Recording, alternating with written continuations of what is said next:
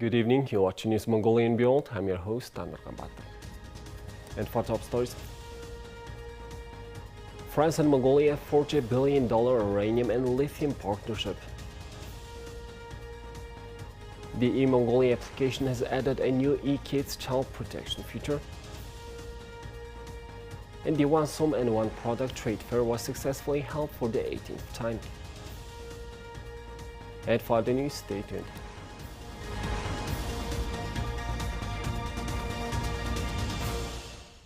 In a groundbreaking deal, France and Mongolia solidified their collaboration, opening the door to a $1.7 billion venture that will reshape the mining landscape in Mongolia. The chairman of the French nuclear energy provider, Orano, announced the agreement, underscoring its potential significance. Orano is set to take the reins at the Zhuvchova mine in southwestern Mongolia. The ambitious plan includes laying the foundation stone for the mine next year, with the expectation of commencing full-scale production by 2028. In a significant dual-purpose collaboration, the two countries will also join forces to explore the potential of lithium mining using state satellite imagery. France's strategic focus on diversifying and securing raw material supply plays a crucial role in this partnership. Antoine Maire, an associate researcher at the Paris-based think tank, the Foundation for Strategic Research, highlighted in Nikkei Asia that France is working hard to diversify and secure raw material supplies, a plan Mongolia fits into. Orano's presence in Mongolia extends through its local subsidiary Areva Mongolia, which maintains a joint venture with the Mongolian government, Patrakh Energy. Over the past 2 decades, Areva's explorations have unveiled another promising site at Tolanur, further emphasizing the potential for sustainable mining activities. As to Orano, the field of cooperation is the exploitation of uranium deposits in Mongolia.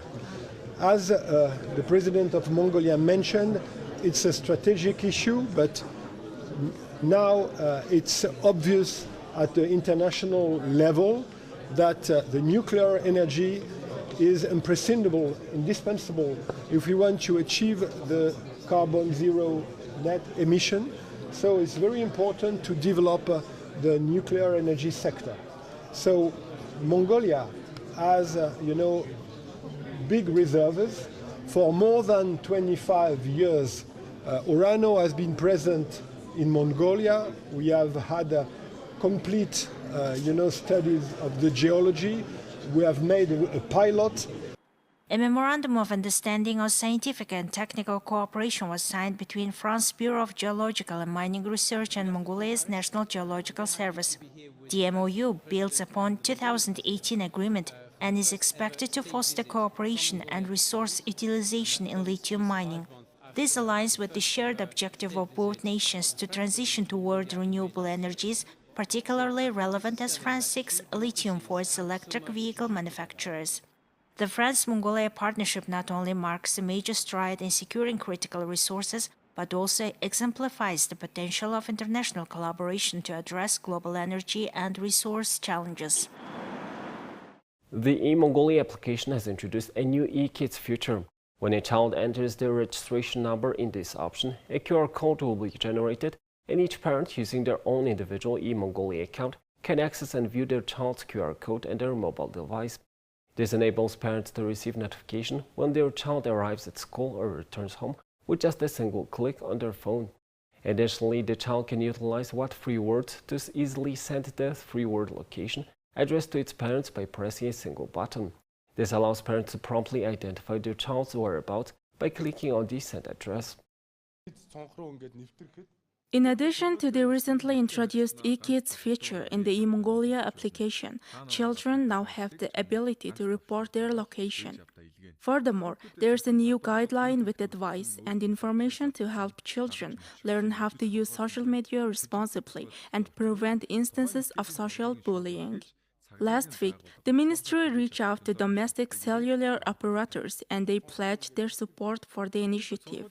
As a result, children and parents can now utilize e-Mongolia and e-Kids without incurring any mobile data expenses, granting them unrestricted access to these services. We have introduced a new feature in the e-kids option. Children can now take a picture on their phones of a person who has been involved in a social bullying, a crime, or someone who has tried to attack or follow them. They can then click on the police option on their phone, attach the file, and forward it to the police. Furthermore, in the Z-Kids feature, a child can call an ambulance at any time, and all types of emergency numbers are optionally added. This allows the child to contact the emergency number of their choice with just one click. Additionally, as per the contract signed with What Three Words during the Mongolian Economic Forum 2023, children can send their address directly connected to Google to their parents, the police, and other emergency services. In line with the visit of the Prime Minister of Mongolia to the United States, we will be collaborating with the Google company to translate the internationally used Google Family Link application into Mongolian. The process has already begun. Soon this application will be introduced to you with official permission, enabling you to monitor your child's address and location, as well as control and limit their social media usage. During the state visit of the President of Mongolia to France, the Ministry of Digital Development and Communications entered into an agreement to jointly develop and deploy a national spatial satellite with state ownership participation. According to the terms of the agreement, once Mongolia acquires its own space satellites, collaborative efforts to address the challenge of connecting remote areas and teams to the internet network will commence within the next 3 to 4 years. Currently, there are a total of 191 local districts known as PEGs in Mongolia that remain unconnected to the network. Additionally, next year's state budget has earmarked funding for the integration of these areas into the network over a 2-year period through public-private partnerships. The 18th annual One Sum One product trade fair took place from October 30th to 15th, 2023 at the Zomotsum Cultural Heritage Complex in Mongolia's Central Province. This event provided an opportunity for visitors to purchase 27 Sum branded products directly from manufacturers at factory prices. The Central Province is actively participating in the national movement known as the Food Revolution, an initiative initiated by the President of Mongolia. The government of Mongolia aims to transform the Central Province from being a mere supplier of food products and raw materials to the capital city, Ulaanbaatar, into a food-producing and exporting region. Through various initiatives and efforts to increase the sales of manufactured goods and attract investment, the local area has seen the establishment of new processing plants and workshops. This has led to a significant growth in the province's industrial sector, with production reaching 214.8 billion MNT, an increase of 103.7 billion MNT, or 93.4% from the previous year, which accounted for 50% of the manufacturing sector. Bayındilgir Sum of Central Province is famous for its pambar felches. The manufacturer is participating in the trade fair with their felches.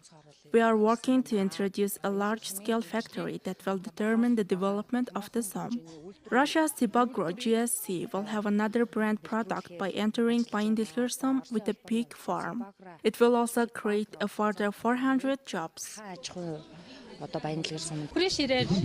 Products are made from the whey of cow's milk. We participated in the trade fair and were awarded with a certificate of 10 million MNT. It helped us a lot. The handmade product turned out very well. It would be good if you can sell your national products like this. Also, the paper packaging is very nice. The One Sum One product trade fair has been held annually since 2005 and continues to be a significant event for the region. In 2023, it featured 215 different products from 249 citizens, enterprises and cooperatives representing 27 districts. One of the key advantages of this fair is that it allows consumers to purchase organic products with a clear and direct state of origin from the producers themselves. During the fair, a total of 215 types of goods and products were offered for sale, resulting in sales amounting over 309 million MNT. In the competition for the best organized Sum, Bornor Sum secured the first place, while Zomotsum and Artlan Sum were both awarded second place. Notably, the best-selling products at the fair included pickles, fresh vegetables, and drills. Now let's take a look at Mongolia's current affairs. The 15th Ulaanbaatar International Film Festival will be held from October 16th to 22nd, 2023, with the aim of contributing to the development of the Mongolian film industry, increasing international cooperation of filmmakers, and bringing the films selected for prestigious world festivals to a Mongolian audience. The 15th UBIFF's film screening will take place at the Tingis, Urgo 3 and Giganten cinemas and will be opened with the screening of the film Sirsir or City of the Wind and present another 22 future films. Switzerland has been selected as the featured country for the 15th UBIFF, and the 3 best films of Swiss filmmakers will be presented at this festival. UBIFF has experienced a fruitful cooperation with the Locarno International Film Festival for many years, and this year it will cooperate with the Visions the Real International Documentary Film Festival, which is held annually in Nyon, Switzerland. Therefore, professionals with international experience who have worked in the documentary film genre for many years will participate in the Ulaanbaatar Film Festival. On the occasion of the 100th anniversary of the Republic of Turkey, a joint concert known as the Turkish-Mongolian Traditional Folk Music Cultural Exchange will be held on October 19th and 20th, 2023 at 7 p.m. on the stage of the Ulaanbaatar Theatre. Folk music artists of Ankara University of Music and Fine Arts, in collaboration with the National Hangart Music Corps of the Ulaanbaatar Theatre Ensemble, will immerse the Mongolian audience with enchanting melodies of the Saz Turkish string instrument from the region of Anatolia. The concert will be co-organized by the Embassy of the Republic of Turkey to Mongolia and the Ulaanbaatar Theatre Ensemble. Thank you for staying with us. Now let's take a look at the currency exchange rates provided by Mongol Bank.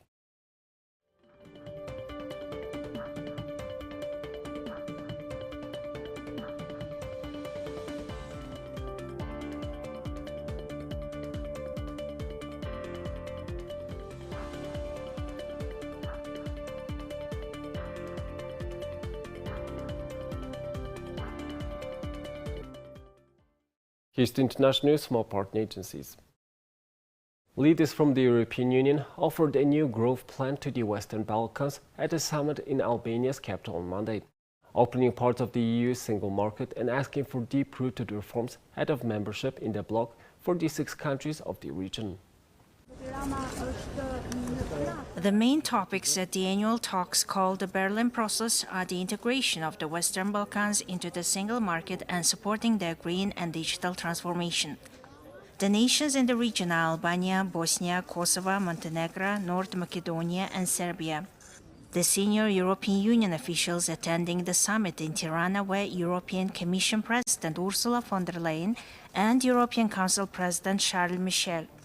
They were joined by German Chancellor Olaf Scholz. French President Emmanuel Macron didn't join the summit due to the recent incident when a teacher was fatally stabbed and 3 people wounded in a school attack in northern France. He was represented by State Secretary Laurence Boone. Macron was due to begin an official visit to Tirana later on Monday.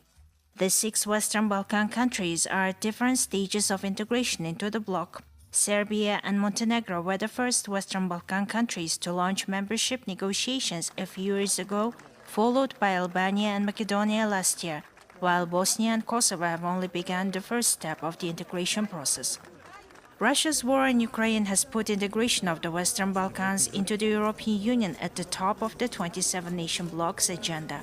The European Union is trying to reinvigorate the whole enlargement process, which has been stalled since 2013, when Croatia became the last country to join. Lebanon's militant Hezbollah group has started destroying surveillance cameras at several Israeli army posts along the border with Lebanon as tensions rise along the frontier, the group said. Hezbollah appears to be trying to prevent the Israeli army from monitoring movements on the Lebanese side of the border after days of exchanging fire that left at least 7 people dead, including 4 Hezbollah fighters on the Lebanese side. Hezbollah's military media arm released a video showing snipers shooting at and destroying surveillance cameras placed on 5 points along the Lebanon-Israel border, including one outside the Israeli town of Metula. Since the October 7th attack by the Palestinian militant Hamas group on southern Israel, that killed more than 1,300 Israeli civilians and troops, tension has been on the rise along the Lebanon-Israel border. Hezbollah fighters fired anti-tank missiles on Israeli army positions, and Israeli troops shelled border areas on the Lebanese side of the border. Israel and Hezbollah are bitter enemies that fought a month-long war in the summer of 2006 that ended in a draw. Israel considers the Iran-backed Shiite militant group its most serious immediate threat, estimating that Hezbollah has some 150,000 rockets and missiles aimed at Israel. Baseball, softball, cricket, flag football, lacrosse, and squash have been officially included as additional sports for the program for the Los Angeles 2028 Games. For baseball and softball, cricket and lacrosse, it will be a return to the Olympic Games, while flag football and squash will be making their Olympic debut in LA.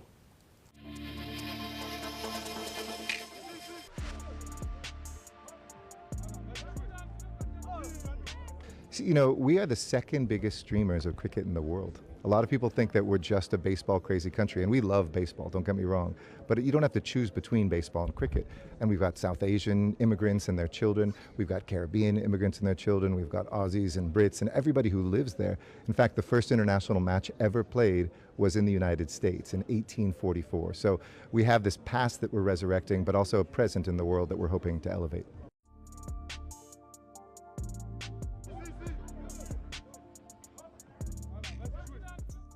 Here's the weather forecast of all major cities.